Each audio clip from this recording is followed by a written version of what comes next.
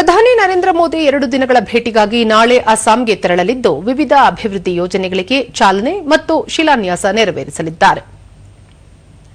ನಾಳೆ ಮಧ್ಯಾಹ್ನ ಅಸ್ಸಾಂನ ಕೋಕ್ರಜಾರ್ನಲ್ಲಿ ಪ್ರಧಾನಿ ಅವರು ಬೋಡೋ ಪ್ರಾಂತ್ಯದ 3 ನೂತನ ರೈಲ್ವೆ ಸೇವೆಗಳಿಗೆ ಚಾಲನೆ ನೀಡಲಿದ್ದಾರೆ.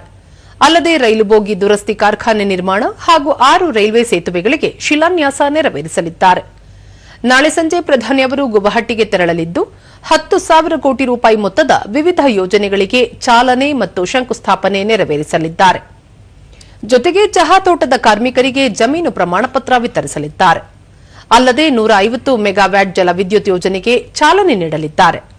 14ರಂದು ಪ್ರಧಾನಿ ಅವರು ಸಿಲ್ಚಾರ್ಗೆ ತೆರಳಲಿದ್ದು 24,205 ಕೋಟಿ ರೂಪಾಯಿ ಮೊತ್ತದ ವಿವಿಧ ಯೋಜನೆಗಳಿಗೆ ಚಾಲನೆ ನೀಡಲಿದ್ದಾರೆ.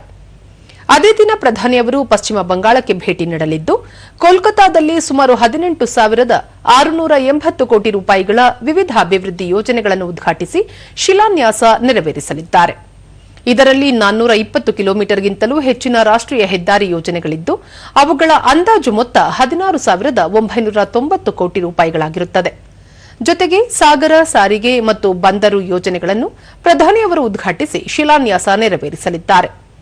ರೈಲ್ವೆ ಇಲಾಖೆಗೆ ಸಂಬಂಧಪಟ್ಟಂತೆ ಪುರೋಲಿಯಾ ಆನಂದ ವಿಹಾರ್ ಟರ್ಮಿನಲ್ ದೆಹಲಿ ಎಕ್ಸ್ಪ್ರೆಸ್ ರೈಲಿಗೆ ಹಸಿರು ನಿಶಾನೆ ತೋರಿಸಲಿದ್ದು ಅಮೃತ ಯೋಜನೆಯಡಿ ಪುನರ್ ಅಭಿವೃದ್ಧಿಗೊಂಡ 6 ರೈಲ್ವೆ ಯೋಜನೆಗಳನ್ನು ಉದ್ಘಾಟಿಸಲಿದ್ದಾರೆ.